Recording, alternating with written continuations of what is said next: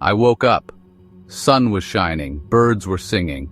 Or were they? Something felt off. Properly off. The usual morning rumble of city life was gone. Dead silent, like someone had flipped a giant switch. My gut told me this wasn't just a quiet Sunday morning. No, this was something else entirely, something big. I crept to the window, pulled back the curtains. Street empty. Not a soul, not a car, not even a stray cat. Just nothing. It was like a movie set after the crew packed up. Only this was real life. My life. My heart started to thump a proper rhythm against my ribs. You know that feeling? When your survival instincts kick in hard. Adrenaline starts to pump. You're on high alert. Every shadow looks like a threat. Every creak of the floorboards makes you jump. Then the thought hit me. What if it wasn't just my street? What if it was everywhere? What if I was the only one left? So I did what any bloke would do. I made a cup of tea, strong one. Time to explore, time to survive, game on. Right then, first things first, reconnaissance. I stepped outside, the air was clean, too clean, no exhaust fumes, no distant chatter, just the whisper of the wind. It was beautiful in a terrifying sort of way. I walked down the middle of the road, no cars to worry about. That felt strange, liberating even. But the silence. Crikey, that silence. It followed me like a shadow. It was in the empty shops, the vacant houses, the silent parks. It was everywhere. The shock was a physical thing, like being hit by a wave. My mind raced. Where did everyone go? Was it a disease? Aliens? Some secret government experiment gone wrong? No answers, just more questions piling up. It was confusing, disorienting. You try to make sense of it, but there's nothing to grab onto. It's like trying to navigate in a thick fog without a compass. You just have to trust your instincts. Keep moving, keep thinking. Survival mode switched on. Full power. What do I need? Water, food, shelter, the basics, always the basics. I found a supermarket, doors unlocked, lights still on for now. It was a surreal experience. My old flat suddenly felt wrong. Too many echoes of a life that wasn't there anymore. Every photo on the wall, every book on the shelf screamed of absence. It was like living in a museum of a lost civilization. My civilization. I needed a new base, a proper den, somewhere I could make my own, somewhere that didn't hold so many ghosts, a fresh start. That's what the spirit needs sometimes when the world turns upside down. So, I went exploring for a new HQ. What makes a good shelter in a world with no people? Defensibility wasn't a major concern. No zombies here, thankfully. At least not yet. Comfort was high on the list. A good water source nearby. Maybe solar panels for some power. I scouted a few places. Empty mansions, posh apartments. But they felt too grand, too impersonal. I needed something that felt like a refuge. A place to recharge. I found it, a sturdy house on a hill, overlooking the empty town. It had a good fireplace, strong roof, even a small garden, potential for growing things later. And the views, sunrises were spectacular. Food, the fuel for survival. Right now the supermarkets were bursting. Cans, packets, jars, enough to last for years probably. But I couldn't rely on that forever. What happens when it runs out? Or goes bad? You've got to think long term. That's the key to staying alive in any wild situation. And this was the wildest. No takeaways here, no popping to the shops for a pint of milk. Every meal would need planning. I started thinking like a proper forager, a hunter-gatherer in a concrete jungle. The canned stuff was great for now. Easy, quick, but I needed fresh food, vitamins, things that grow. That garden at my new place, it was about to become my lifeline. I found packets of seeds in a garden center. Vegetables, herbs. Never been much of a gardener. More of a climb a mountain, eat a grub kind of bloke. But needs must. Time to learn. Preservation became my new hobby. All this food wouldn't last. I needed to learn the old ways. Drying fruits and vegetables. Section 5. Echoes in the quiet. Battling the ghosts of loneliness. The silence.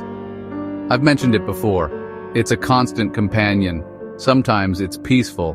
You can hear the birds, the wind, your own thoughts. But other times it's a heavy blanket, suffocating. That's when the loneliness creeps in.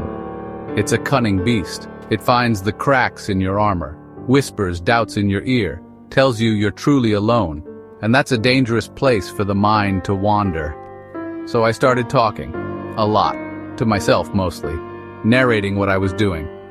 Right, Bear? Let's get this generator fixed. Sounds daft, I know, but it helps. Fills the void. I even found a couple of mannequins in a shop. Dressed them up, gave them names, Bob and Brenda. They're great listeners. Never interrupt. Don't complain about my cooking either. We have some fascinating one-sided conversations. Keeps the old sanity meter from hitting zero. Routine. That's another weapon against the mental demons. Get up at the same time, make the bed, have breakfast, plan the day. It gives structure, purpose, stops you from just drifting. I'd set tasks, explore a new area, fix something, read a chapter of a book. One massive, unexpected perk of being the last person on Earth, no rules, no restrictions, no do not enter signs that actually matter. The entire planet is an open invitation, an adventure park just for me. Think about it, no traffic jams, ever. I could drive a supercar down Regent Street if I wanted. And you know what? I did. Found a gleaming red Ferrari, keys in the ignition, took it for a spin. Brilliant. Exploring became my new favorite pastime. Museums, once crowded, were now silent galleries of history. I could spend hours looking at ancient artifacts. No one tutting if I got too close. Art galleries, just for me. I'd sit and stare at masterpieces, try to understand what the artist was thinking. I even visited Buckingham Palace, sat on the throne, had a cup of tea in the gardens.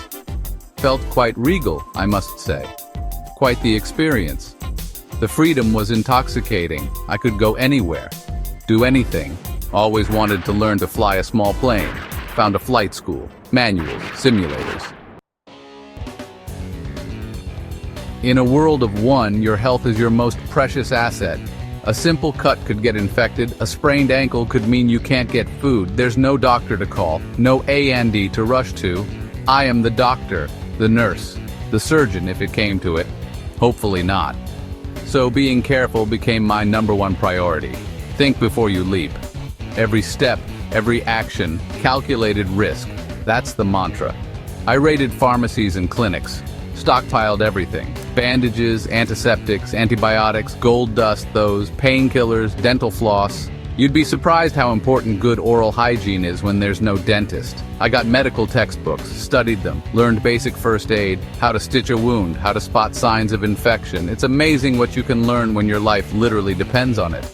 Knowledge is your best medicine here. And it's not just the body that needs fixing. Things break, all the time. The generator that powers my haven, the water pump. There are days, dark days, when the question hits you like a physical blow. What's the point? Why keep going? When there's no one to share it with, no one to see your achievements, no one to even know you're still here. That's when the mental battle really begins. It's tougher than any mountain, more dangerous than any wild animal. That creeping sense of futility, you have to fight it, with everything you've got. So, I set goals. Big ones, small ones, daily ones. Explore that distant mountain range I can see from my window. Read every single book in my new library. Learn to play the guitar I found. Maybe even try to build a small boat. These goals give me direction, a reason to get out of bed, a sense of accomplishment when I tick them off the list.